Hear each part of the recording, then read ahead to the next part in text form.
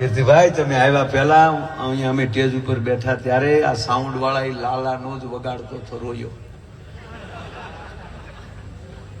અદભુત ફિલ્મ બની અને એમાં અદભુત કીર્તિભાઈએ ગાયું.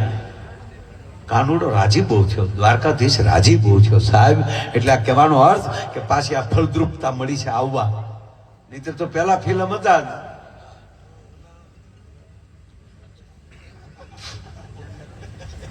પણ આ ધરતી તાકાત વાળી છે. અને એવા કીર્તિદાનભાઈ એને તમને ટેલરે ઝીણા ઝીણા દેખાડ્યા, ડાકોરના ઠાકોર ને બધું. પછી કાલે જેલમાં ફિલ્મ દેખાડી. બોલો એસપી સાહેબે ક્યાં ગામ?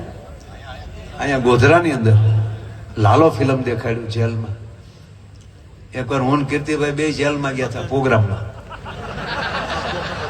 હા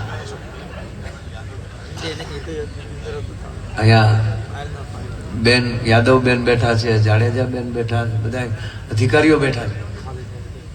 અમે જેલમાં પ્રોગ્રામમાં ગયા ને તો જેલર સાહેબ નિમાણા બેઠેલા સુપ્રિન્ટેન્ડન્ટ. સાહેબ શું થયું? મને કે હમણાં સાંસ્કૃતિક પર્વ ચાલે છે એટલે તમારો પ્રોગ્રામ રાખ્યો. પણ પ્રોગ્રામોમાં રાખ્યો ને તમે નિમાણા કેમ? મને કે કાલે અમારા કેદીઓએ નાટક રાખેલું. તો સારી વાત કહેવાય. મેં કીધું કેદીઓ નાટક ભજવે. મને કે એમાં 5 પાંડવ વનમાં ગયા, હજી પાછા આવ્યા નથી.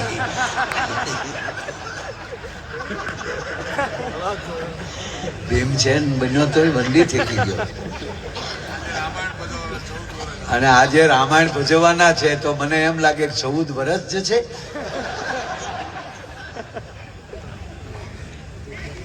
ખરેખર મને ક્યારેક બાપુ શું કે મને ક્યારેક અહીંયા નથી રહેતું.